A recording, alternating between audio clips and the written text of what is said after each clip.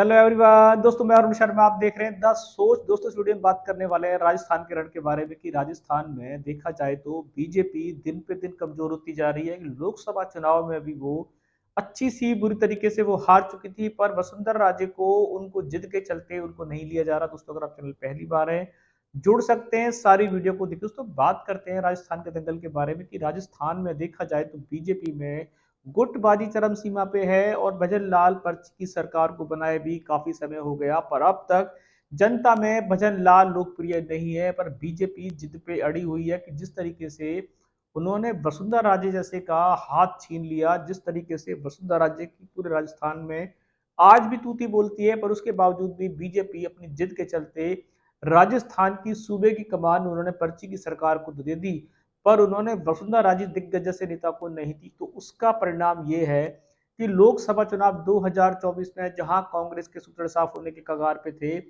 उस तरीके के बावजूद कांग्रेस ने राजस्थान में बीजेपी के हाथ से 9 सीटें झटक ली।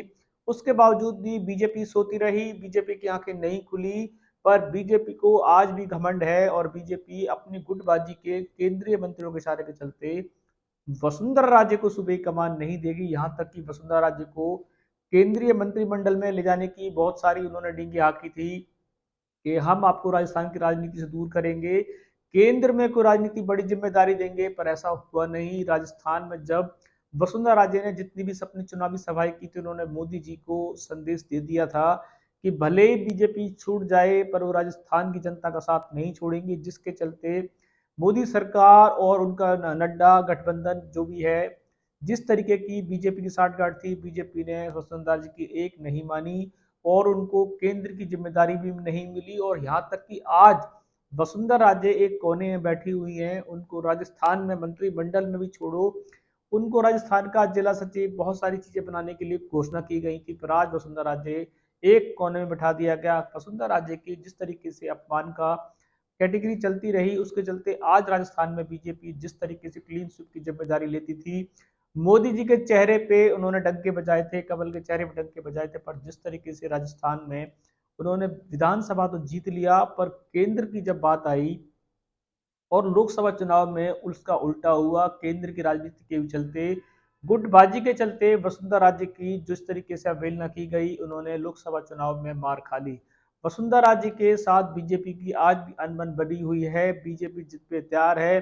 वसुंधरा राजे को उनका तूती खत्म कराने के मूड में है। बड़े जितने भी नेता हैं वो दल पे दल बनाए जाते हैं और इतनी गुटबाजी रहती है कि वसुंधरा राजे को कोई पद ना मिल जाए, इसके लिए खामियाने बनते जा रहे हैं।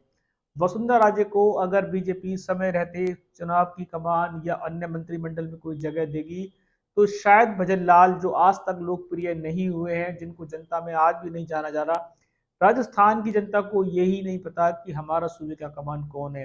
कांग्रेस की बात करें, भले ही कांग्रेस विधानसभा चुनाव हार गई हो, पर अशोक गहलोत और सचिन पायलट का दबदबा था। गुटबाजी के चलते वो हार का कारण बने, पर फिर भी गहलोत की स्कीमों को जनता ने पसंद किया था। सीएम के रेस में गहलोत सबसे आगे चल रहे थे और जब भी राजस्थान के दंगल की बात आती थी, तो बीजेपी का सबसे बड़ा चेहरा वसुंधरा राजे थी, पर वसुंधरा राजे की अवहेलना करके उनको झूठे ख्वाब दिखाकर बोला था कि आप अच्छी सीटें लेके आओ, राजस्थान में जीत दिखाओ, फिर केंद्र की राजनीति और आपको मंत्रिमंडल में जगह देगी। पर बीजेपी ने उनके साथ फिर दगा किया। राजस्थान में उन्होंने झालरा पाटन से धुआंधार जीत हासिल की, जनता में वो लोकप्रिय रही, पर बीजेपी के इशारों पे नाचना शायद उनको आता नहीं था। बीजेपी ने बहुत बार उनको इशारे किए, पर वसुंधरा राजे किसी भी उनके इशारे को समझना नहीं चाहती थी। वसुंधरा राजे ने जब जब अपनी चुनावी सभाएं की, भले ही वो बीजेपी के लिए खड़ी थी, पर वो अपनी ताल ठोकती नजर आती थी। केंद्र को ये गवारा ना गुजरा और उन्होंने साफ कहा कि इस बार वसुंधरा राजे को छठी का दूध याद कराएंगे। जिस तरीके से चुनावी सभाएं हुई, मोदी जी का मंच पे आगमन था, पर वसुंधरा राजे के हाथ से सारी कमान ले ली गई। उनकी बहुरानी दिया कुमारी से सारा गठगणना कराई गई, सारे महत्वपूर्ण पद दिया कुमारी को दिए गए, पर वसुंधरा राजे को बीजेपी ने जो ठेंगा दिखाया, पर वसुंधरा राजे आज भी भले ही वो किसी पार्टी को ज्वाइन नहीं कर रही है, पर वसुंधरा राजे को जो बीजेपी ने सुथरा साफ किया था, समय करवट बदल सकता है कि अगर वसुंधरा राजे का समय दोबारा आया और समय से पहले उन्होंने कोई अपनी पार्टी बनाई या बीजेपी को फिर कुछ उन्होंने आके दिखाई, तो शायद बीजेपी के लिए कड़ी मुश्किलें होंगी, क्योंकि भजन लाल जो आज भी जनता में लोकप्रिय नहीं है। भले ही वो आए दिन उद्घाटन करते रहते हैं, मोदी जी के नाम से बहुत सारी चीज़ों का वो समापन करते रहते हैं, पर देखा जाए तो राजस्थान में जो वसुंधरा राजे का कद था, वो बीजेपी ने बहुत खत्म करने की कोशिश की, पर वसुंधरा राजे जहाँ थी उससे बड़ी है, घटी नहीं है। और वसुंधरा राजे भले ही बीजेपी को कुछ ना कह रही हो, पर चुनावी सभाओं में या अपने भाषणों में वो साफ बीजेपी को घेर रही हैं कि बीजेपी जितनी अहंकार से भरी है, इसका अहंकार टूटेगा। वो इशारों इशारों में बीजेपी को बहुत कुछ कोस जाती हैं। अब उनका समय कब आएगा कुछ नहीं कहा जा सकता। क्या भजन लाल की सरकार के चलते राजस्थान में बीजेपी बहुत पीछे की ओर जा रही है? जैसे हरियाणा, पंजाब, मध्य प्रदेश, छत्तीसगढ़ जैसे की बात करें तो वहां पे भी गुटबाजी चरम सीमा पे थी, पर अब जिस तरीके से राजस्थान में वसुंधरा राजे का दबदबा बीजेपी खत्म करने की कोशिश कर रही है। सिर्फ उनके पुत्र को टिकट दी गई थी, पर वापसी वसुंधरा राजे की कभी भी हो सकती है, क्योंकि जनता में वो आज भी लोकप्रिय है।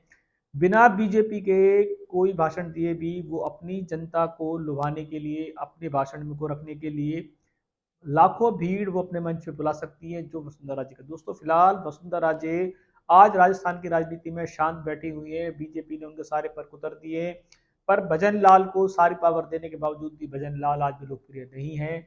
समय करवट बदल सकता है, हो सकता है बीजेपी समय रहते वसुंधरा राजे को सूबे की कमान के लिए कुछ इशारे करे। आने वाला समय हो सकता है कि राजस्थान की राजनीति में वसुंधरा राजे का होगा। दोस्तों इस रुझान पर नजर बना के रखें, कोई नया अपडेट मिलेगा समय से पहले बताएंगे। अगर आप चैनल पहली बार है जुड़ सकते हैं सारी वीडियो को। दोस्तों मैं अरुण शर्मा मिलूंगा नई सोच के साथ। अपना ध्यान रखें। नमस्कार।